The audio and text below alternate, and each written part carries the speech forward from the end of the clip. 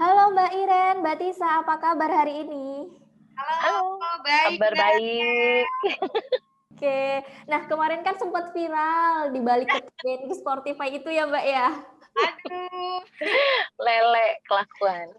Iya Mbak Leila ya.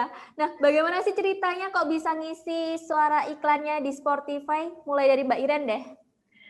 Kalau nggak salah mulai dari 2 tahun lalu ya, 2 tahun lalu ditawarin sama studio, Mhm. Katukat, "Mbak casting ya?" Ya udah oke. "Maunya kayak gimana?" Gue maunya kayak gini gini gini," di-briefing dulu, ya udah dicoba, nggak taunya dapet, gitu. Wah, Udah mulai. selama 2 tahun ini masih, eee, Iya, ngisi-ngisi ini Mbak? kemarin itu awal-awal tahun, keluar yang baru keluar yang baru tuh hampir sama kalimatnya sama yang sebelumnya, tapi, agak dipanjangin promo yang Rp49.900 itu agak-agak berubah, gitu. Oke, kalau Mbak Tisa gimana nih Mbak bisa ngisi iklan Spotify? kurang lebih sama, aku juga di-casting, baru setahun ini sama Katukat Studio juga. Jadi suara aku dikirim sama beberapa talent lain ke pihak kliennya, Spotify-nya, alhamdulillah rezeki dipilih suaraku, baru bisa ngisi iklan Spotify. Betul.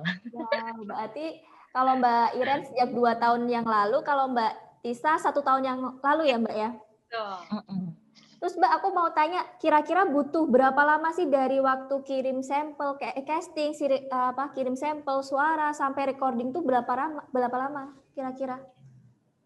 Kalau kalau aku, kalau Spotify itu kayaknya seminggu ya, seminggu dapat kabar. Terus, aduh lupa setelah dapat casting, terus recording tuh, lupa kayaknya nggak nyampe sebulan sih. Tapi dari, pertama recording tuh kita udah dapat misalnya ada berapa, 10, Hmm. 20 konten gitu, kita take-nya sekalian. Jadi dalam 1 tahun tuh nggak setiap bulan kita ngisi, gitu. Tapi kalau dubbing, ada juga yang kita casting hari ini, eee 2 hari kemudian take, ada juga yang casting hari ini, Hmm. besoknya take, tergantung sih, gitu. Itu Iklan juga begitu. sekali kirim sampel suara langsung bisa recording atau gimana tuh, Mbak? Mmm, enggak, kan setiap casting tuh kita dikasih mereka ngajuin nggak cuma kita, pasti 3 atau 4 talent, gitu. Oke. Kalau Jadi Mbak nggak nggak langsung langsung take. ya? Kalau Mbak Tisa juga hampir sama prosesnya, Mbak? Proses iklan sih rata-rata gitu ya, untuk Mmm, VO, iklan TV dan radio itu kita nggak ada patokannya harus berapa lama, tapi Mhm. sekitar seperti Kak Iren bilang tadi, bisa hari ini heeh. kita call besok take, bisa nanti seminggu kemudian atau paling lama banget sekitar 2 minggu baru di-approve ya, di-approve Iya, sama klien, terus kita baru proses recording, terus hari itu 3 jam kerja, pulang nanti bisa di-review dulu sama klien, kalau toh ada revisi besoknya hadir atau beberapa hari kemudian. Wah, oke. Nah, coba dong Mbak, Tribunus mau denger suara kalian waktu ngisi suara iklan Spotify? Boleh, Kak Iren dulu atau aku dulu? jangan, Tisa dulu, gue lupa. Kebanyakan Tisa iklan lupa, Kak Ren, kebanyakan berangkat. lupa. Kebanyakan iklan ya Mbak, sampai lupa ya? Udah tua, enggak, gue sama Tisa bedanya setahun. Nggak mau, enak aja. Tisa Oke, dulu deh. yang versi aku ya, yang versi Oke. aku banyak diputer.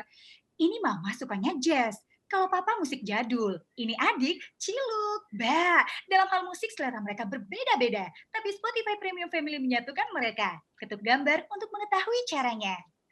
Wih, Eh, sekarang Mbak Iren dong. gue lupa tapi clue depan-depannya aja ya. Oke. Seseorang bernama Peter melakukan lompat tali sebanyak 30 kali. Kamu juga bisa. Ketuk banner untuk mempelajari lebih lanjut. Dah, Wah, kurang lebih gitu deh. keren keren keren. Nah, Mbak, ngomongin soal dunia dubbing, terus maupun voice over di Indonesia ini, kan banyak masyarakat yang nggak tahu nih, bahkan banyak juga pekerjaan ini kayak dipandang sebelah mata. Gimana sih tanggapan kalian? Tisa Kalau dulu. ya, oke, kalau menurut aku dulunya kali ya, mungkin dulu dipandang sebelah mata karena nggak ada media sosial, informasi yang bisa didapat masyarakat, apa sih pekerjaan seorang dubber sama voice over. Jadi lingkungannya lingkungan kecil aja, kayak misalnya keluarga aja yang tahu atau teman-teman, dan itu pun mereka cuma melihat, oh yang isi-isi suara ya, karakter-karakter ya, udah cukup sampai situ. Tapi alhamdulillahnya dalam 2 tahun belakangan ini ketika media sosial sudah mulai banyak beberapa aplikasi, terus aku pribadi sering upload konten-konten bagaimana behind the scene kita capek-capek bekerja, baca satu skrip, terus atau lagi dubbing yang satu episode, sekali datang kita bisa 5 episode sampai 10 episode, barulah masyarakat, hah ternyata seperti ini ya pekerjaannya. Dan menurut aku pribadi sekarang malah semakin dikejar pekerjaan ini, digemari, dan tidak dipandang sebelah mata lagi.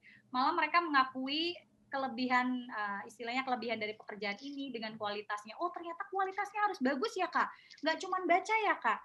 Jadi aku seneng banget nih dalam 2 tahun terakhir ini lagi booming-boomingnya pekerjaan aku. Terus Mbak Iren gimana Mbak tanggapannya? Kalau aku yang ngelihat pengalaman dari keluarga sendiri, saudara-saudara sepupu gitu ya, mereka awalnya memang nggak tahu ngapain sih. Ada juga keluargaku yang nganggap paling gajinya berapa gitu loh, dari soal nominal kan, alah paling gajinya berapa. Aku sih nggak perlu ngasih tahu berapa yang kita dapat gitu ya, karena setiap talent itu pasti beda-beda, pengalamannya beda-beda, penghasilannya beda-beda.